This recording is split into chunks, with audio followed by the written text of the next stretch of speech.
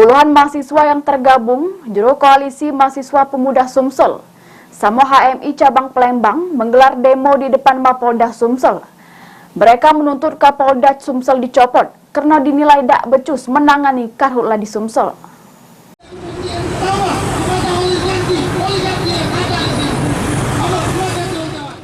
Kota Palembang balen lagi dikepung kabut asap, dampak dari karhutla di Sumsel yang sampai emak ini masih terjadi.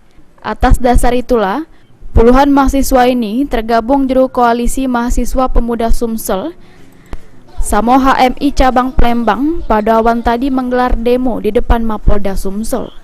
Menurut Nazuri, koordinator lapangan aksi, Polda Sumsel tidak tegas juru penindakan terhadap korporasi yang sudah tunu lahan, sedangkan masyarakat yang biasa tunu lahan malah ditangkap. Mangko dari itu, Nazuri bersama kawan mahasiswa yang lainnya menuntut Kapolda Sumsel untuk mundur dari jabatannya karena dinilai tak becus menangani permasalahan karhutla di Sumsel.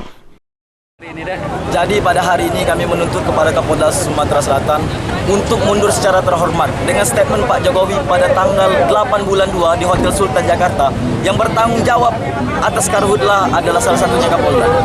Dan juga belum ada tindakan tegas terhadap PT-PT yang telah membakar hutan dan lahan seperti PT RAJ, WAJ, BHI, KS dan lain-lain. Seperti PT RAJ pada tahun 2021 telah membakar 500 hektar lahan. 2023 dia telah membakar 1000 hektar lahan. Nah, oleh karena itu kami meminta tuntutan kepada Pak Kapolda untuk menindak tegas PT-PT yang telah melanggar hal ini. Dan jangan cuma masyarakat kecil yang ditindak pidanai, akan tetapi PT-PT yang besar tangkap dirut karena dia yang telah bertanggung jawab atas semua kebakaran yang telah terjadi. Diketahui kondisi Kota Palembang dewek beberapa hari ini cukup mengkhawatirkan karena kabut asap mulai menyelimuti kota pempek ini. Peristiwa karhutla di sejumlah wilayah di Sumsel juga masih terjadi, sehingga menyebabkan langit di Kota Palembang menjadi pucat. Mulyadi, PAL TV.